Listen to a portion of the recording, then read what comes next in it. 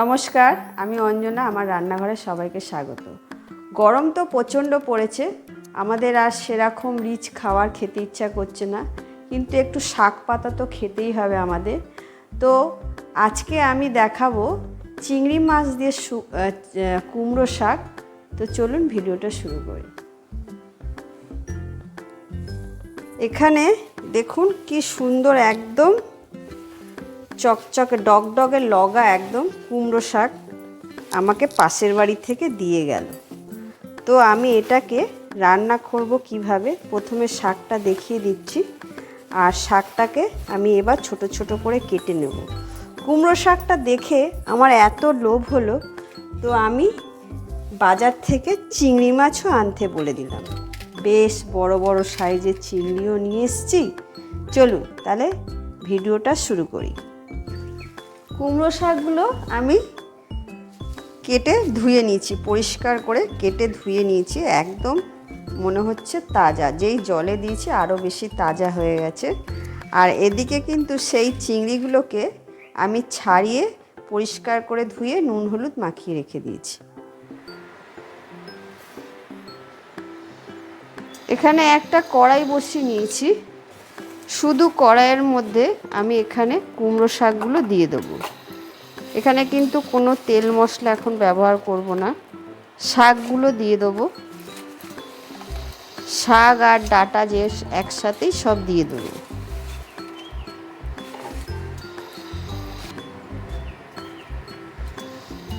এর মধ্যে আমি একটু নুন দিয়ে দেবো, একটু বেশি করে, মানে স্বাদ অনুযায়ী কুমড়ো শাকে সে অনুযায়ী একটু নুন দিয়ে দিলাম। দিয়ে আর একটু সামান্য অল্প, যে নিচে না লেগে যায়, এর শাক থেকে জল বেরোবে, প্রথমে একটুখানি 2 চামচের মতো জল দিয়ে দিলাম।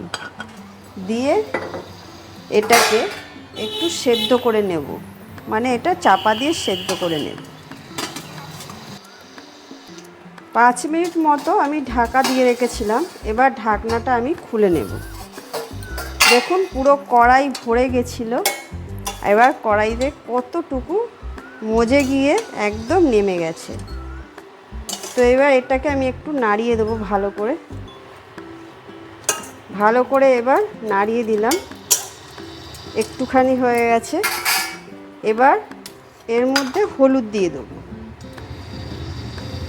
1 চামচের মতো হলুদ দিয়ে দিলাম। হলুদ দিয়ে এটাকে আবার একটু নাড়িয়ে দেব।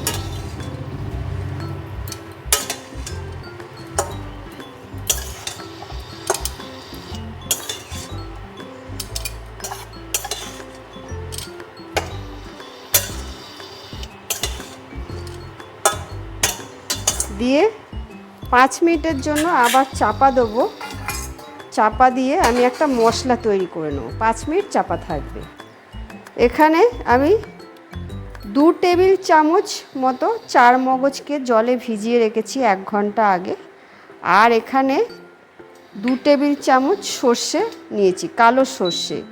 এই সর্ষেটাও বাটবো আর চার মগজটা বাটবো, কিন্তু দুটো আলাদা করে বাটতে হবে।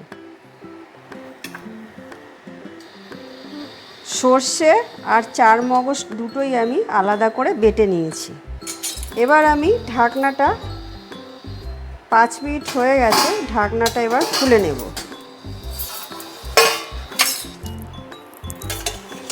মানে আপনারা দেখে নেবেন, শাকটা একটু সেদ্ধ মতো হয়ে গেলেই তাহলে কিন্তু আর এটা করার দরকার নেই।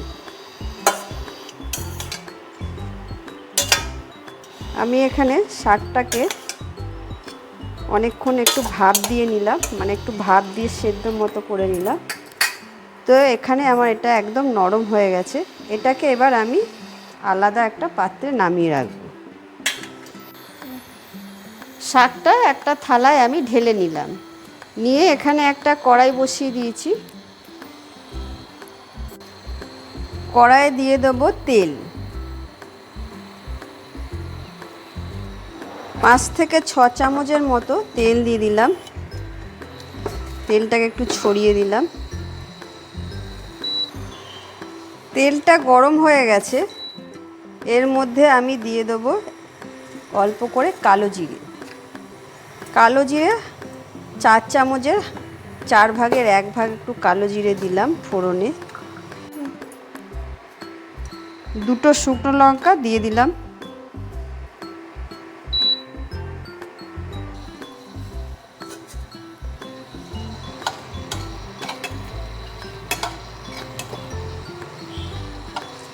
শুকনো লঙ্কা দুটো ভালো করে একটু ভেজে নিতে হবে, যাতে একটু লাল মতো হয়ে যায়, সেন্টটা তাহলে ভালো হবে।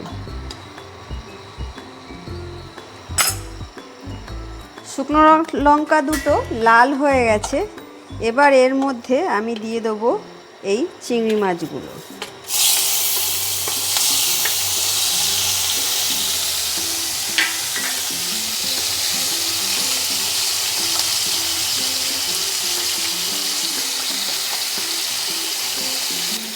চিংড়ি মাছগুলোকে হালকা একটু নাড়িয়ে নেবো। এটা কিন্তু একদমই ভাজা ভাজা করব না, বেশি ভাজলে কিন্তু চিংড়ি মাছ পুরো চামড়া টাইপের হয়ে যায়, শক্ত হয়ে যায়। তো একটু উল্টিয়ে পাল্টিয়ে নেব। পাশের বাড়িতে আমাদের অনেক লাউ শাক হয়েছে, তা আজকে আমি ঘুম থেকে উঠেই সবেই দরজাটা খুলছি, দেখি আমাকে 2টো ডগা একদম নিয়ে এসে বলল, এই নাও দিদি, আজকে কুমড়ো শাক করো। তো আমরা আমাদের যার বাড়িতে যাই সবজি হোক না কেন, যে যেরকম গাছ লাগায়, যদি কোনো ফল হয় বা শাক হয়, আমরা সবাইকে দিয়েই খাই। এটা আনন্দই পুরো আলাদা। তো যাক, চিংড়ি মাছগুলো আমি একটু হালকা ভেজে নিয়েছি। মধ্যে দিয়ে দিলাম 4 মগজগুলো যে বেটে রেখেছিলাম, সেটা দিয়ে দেবো। আর একটু সামান্য 4 মগজ বাটার বাটিটা ধুয়ে এই জলটাও হালকা করে দিয়ে দেব। এই জলটা দিয়ে দিলাম, দিয়ে ভালো করে একটু নাড়িয়ে নেব।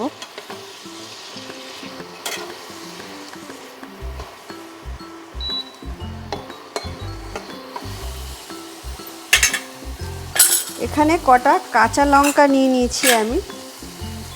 এই লঙ্কাগুলোকে আমি চিড়ে চিড়ে দিয়ে দেব। চাইলে আপনারা এটাকে থেতো করেও দিতে পারেন, যারা যেরকম ঝাল খাবেন পছন্দ অনুযায়ী ঝালটা দেবেন। তো আমি লঙ্কাগুলোকে সব চিড়ে দিয়ে দিচ্ছি।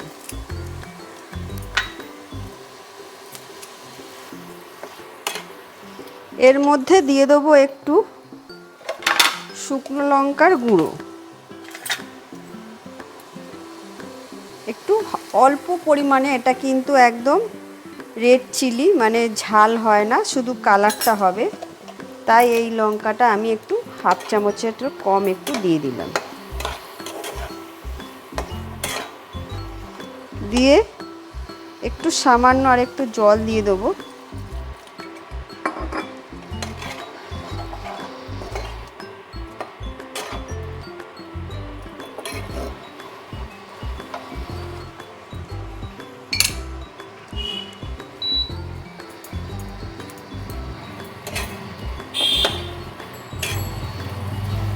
তো একদম রেড চিলি, ঝাল হয় না, শুধু কালারটা হবে। তাই এই লঙ্কাটা আমি একটু 1/2 চামচের কম একটু দিয়ে দিলাম। দিয়ে একটু সামান্য আর একটু জল দিয়ে দেবো।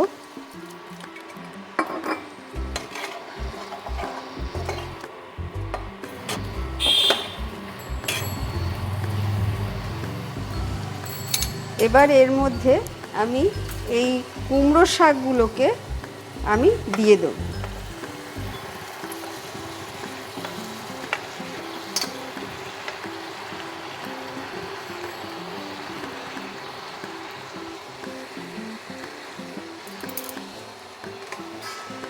দিয়ে ভালো করে একটু মিশিয়ে দেব। ওপর নিচ করে দিতে হবে, যাতে চিংড়ি মাছের সাথে মশলাগুলো ভালো মতো শাকটার সাথে মিশে যায়। এই রেসিপিটা করতে একদমই টাইম লাগে না। শাকটা তো মোটামুটি আমি সেদ্ধ করেই নিয়েছি, এটা সেদ্ধ হয়েই আছে। এবার মশলাটা খালি কষিয়ে এটাকে ভালো করে একটু মজিয়ে নেওয়া।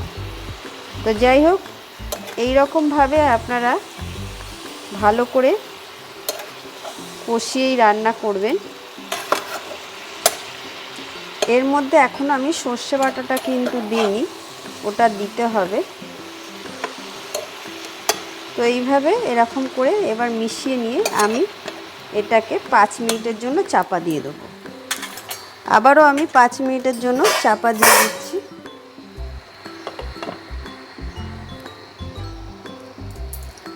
ঢাকনাটা এবার একটু খুলে নেব, খুলে নিয়ে একটু নাড়িয়ে দেব।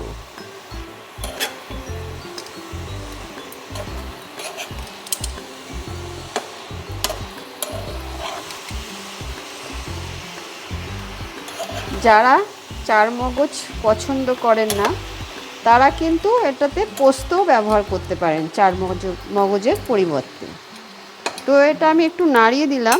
আর এখানে যে আমি সর্ষেটা বেটে রেখেছিলাম, এই সর্ষেটার মধ্যে আমি একটু হলুদ দেব সামান্য,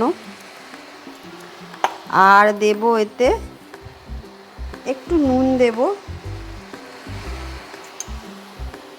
আর একটু তেল দেব। আমার মার মুখে শোনা সর্ষে বাটাতে একটু হলুদ আর নুন আর তেল দিয়ে এরকম করে মাখিয়ে নিয়ে যে কোনো জিনিসে দিলে সেই সর্ষেটা খুব ঝাঁঝ ওঠে, মানে ঝাঁঝটা খুব ভালো হয়। তো আমিও সেইটাই ট্রাই করি সব সময়। এইভাবে এই সর্ষেটা নিয়ে আমি এবার এর মধ্যে দিয়ে দেব।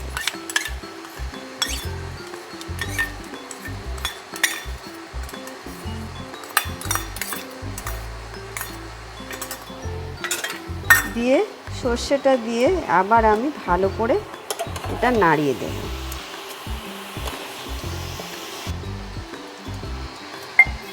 এবার আমি এর মধ্যে এই সর্ষের বাটি ধোয়া জলটা আমি এর মধ্যে দিয়ে দেবো। এর মধ্যে স্বাদ অনুযায়ী একটু চিনি দেব। চিনি কিন্তু না দিলে এর টেস্টটা কিন্তু একদমই ভালো হবে না, মানে একটু চিনি দিলে এর টেস্টটা অনেকটাই বেড়ে যাবে। তো 4 চামচের হাফ চামচেরও কম আমি চিনি দিয়ে দিলাম। আপনারা চাইলে মিষ্টি মিষ্টি ভাবও করতে পারেন, আর একটু বেশি মিষ্টি দিতে পারেন। আমি এখানে একটু কমই দিয়েছি।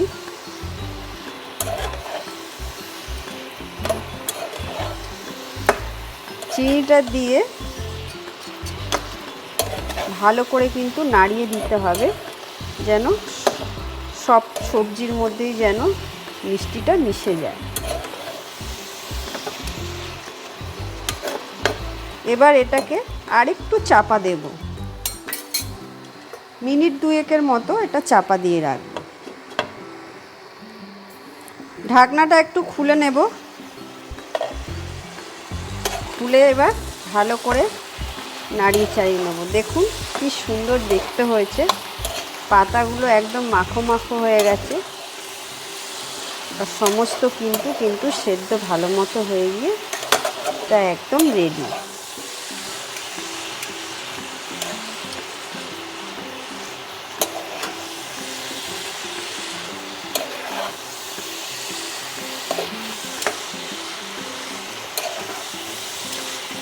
আর এটা শুকাবো না, মানে এটা একদম রেডি। এবার এটাকে আমি পরিবেশন করে নেব।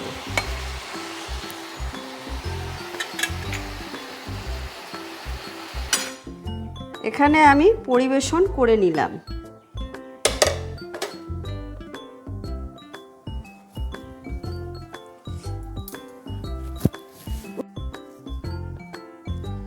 তাহলে যারা কুমড়ো শাক দেখলে ভাবেন কিভাবে তৈরি করব, মাথায় মানে টেনশন নেন, এইভাবে একবার কুমড়ো শাক বাড়িতে অতি অবশ্যই বানান। আর কালকেই বলুন কুমড়ো শাকটা বাড়িতে নিয়ে আসতে। এইভাবে বানান। আর যদি ভিডিওটা আমার ভালো লেগে থাকে লাইক কমেন্ট শেয়ার করে দেবেন। টাটা।